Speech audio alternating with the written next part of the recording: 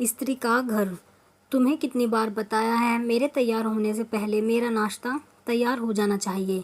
शादी के 25 सालों बाद भी मुझे क्यों बार बार एक ही बात बतानी पड़ती है सुजाता? तुम्हें क्या है, तुम तो आराम से घर पर रहोगी, मुझे काम पर जाना पड़ता है। तुम हो कि हमेशा बेवकूफ़ों जैसी हरकत करती हो। अगर तुम यह जानबूझकर करती तो याद रखना, मुझसे बुरा कोई नहीं होगा। आज भी रोहन का पारा चढ़ा हुआ था। इन कटु शब्दों में अपना गुस्सा उतारते हुए, गीला तौलिया कुर्सी पर फेंकते हुए रोहन गुस्से से सुजाता की तरफ देखने लगा। सुजाता के लिए रोहन का यह बेवजह का गुस्सा कोई नई बात नहीं थी। वह महीने में 3-4 बार ऐसे ही सुजाता पर बरस पड़ता था। पहले पहले सुजाता उसका विरोध किया करती थी, लेकिन जब कई सालों तक रोहन में कोई बदलाव नहीं दिखा तो सुजाता ने खुद को ही बदल दिया। अब रोहन के कुछ भी कहने से सुजाता को कोई फर्क नहीं पड़ता था। रोहन की हर बात वो चुपचाप सिर नीचे झुकाए सुन लेती थी। शादी के पहले 5 साल तक सुजाता ने पूरी कोशिश की थी कि रोहन को बदला जाए, लेकिन फालतू का गुस्सा करना और बाद में सुजाता को भला बुरा कहना, यह मानो जैसे उसकी आदत बन गई थी। कोई भी वाद विवाद होता तो रोहन सीधा सुजाता को बोल देता, अगर मैं तुम्हें अच्छा नहीं लगता तो क्यों नहीं चली जाती अपने मायके, क्यों रहती हो मेरे साथ? इतना सब कुछ होने के बावजूद सुजाता रोहन के साथ रहती थी, क्योंकि उसे अपनी बेटी की फिक्र थी। और वह जाती भी तो कहाँ? अपने बूढ़े हो चुके माँ बाप को इस उम्र में परेशान करना वह नहीं चाहती थी।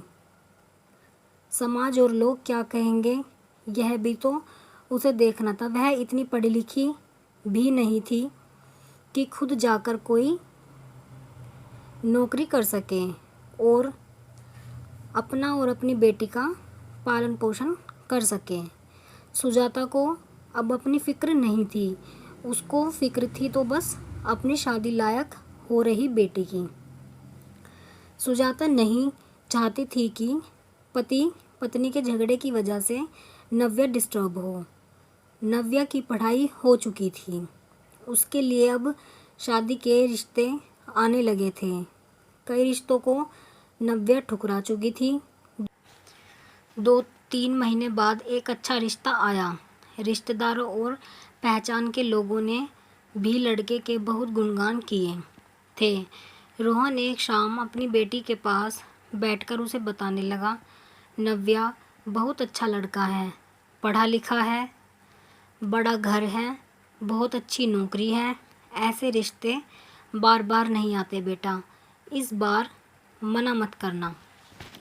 नव्या अपने पिता से ज़्यादा बात नहीं करती थी, शायद डरती थी या शायद नफ़रत करती थी, लेकिन आज वो अपनी पूरी हिम्मत इकट्ठा कर बोली, मुझे अभी शादी नहीं करनी है पापा, मैं नौकरी करना चाहती हूँ, खुद अपने पैरों पर खड़ी होना चाहती हूँ।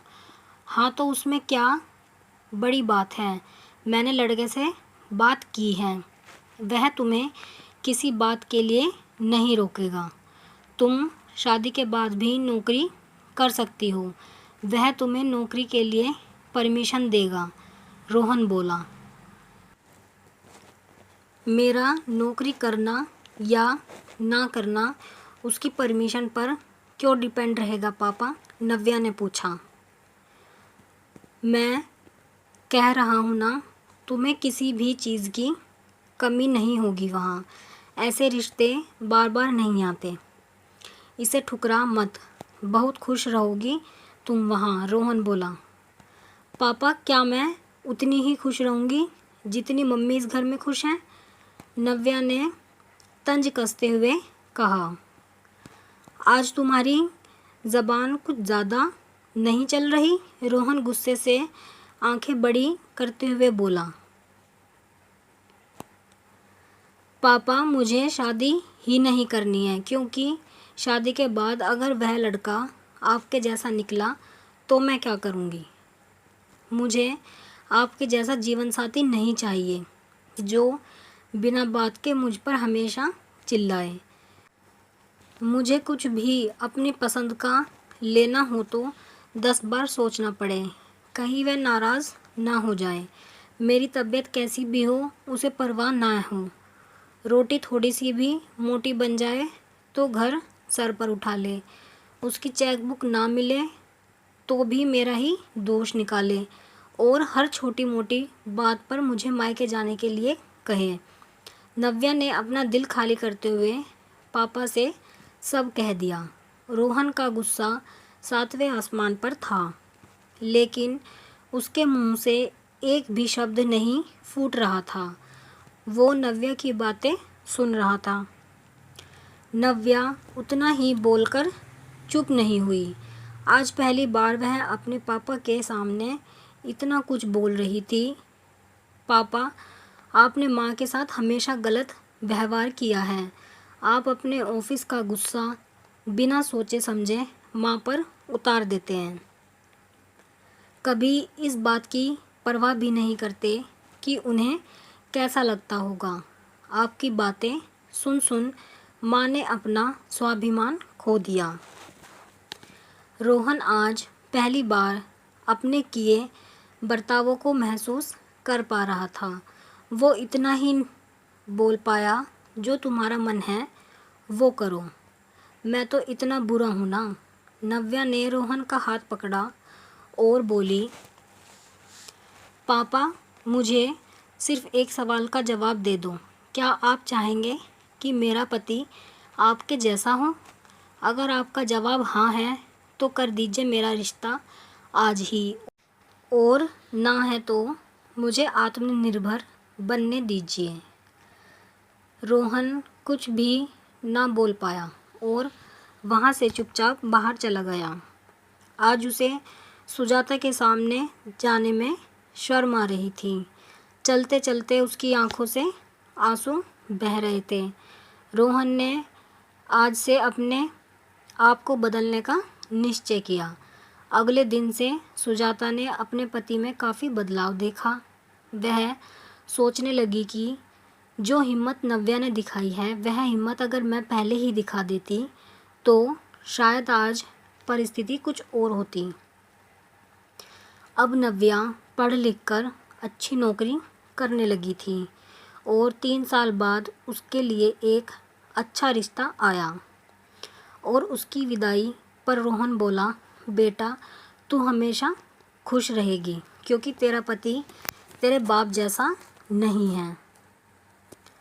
रोहन की यह बात सुनकर सुजाता और नव्या की आंखों से आंसू बहने लगे। दोस्तों, हमारे समाज में औरतों को भले ही देवी का दर्जा दिया जाता है, लेकिन वह स्वतंत्रता नहीं दी जाती जो उन्हें देनी चाहिए। उन्हें बचपन से ही बताया जाता है कि वह पराया धन है। स्कूल से आने में देर हो जाए तो पिटाई मिलती है। मोबाइल पर बातें करते हुए दिख जाए या खिड़की से झांकते हुए दिख जाए तो शक किया जाता है। माँ बाप का घर तुम्हारा नहीं है, पति का घर ही तुम्हारा घर है। जीवन भर यह बातें बता बता कर उन्हें ससुराल भेज दिया जाता है और एक दिन किसी छोटे मोटे झगड़े में ससुराल वालों से उन्हें सुनना पड़ता है कि इस घर को छोड़ दो और मायके चली जाओ। अब आप ही बताओ दोस्तों, ऐसी स्त्रियों का सच्चा घर कौन सा है? आखिरकार वह किस घर को अपना घर कहें? आप अपने विचार कमेंट में ज़रूर बताएं कि आपको कहानी कैसी लगी है। और अगर आपको वीडियो पसंद आई है तो वीडियो को लाइक करें और चैनल को सब्सक्राइब करें ऐसी ही इमोशनल और इंस्पिरेशनल कहानियों के लिए।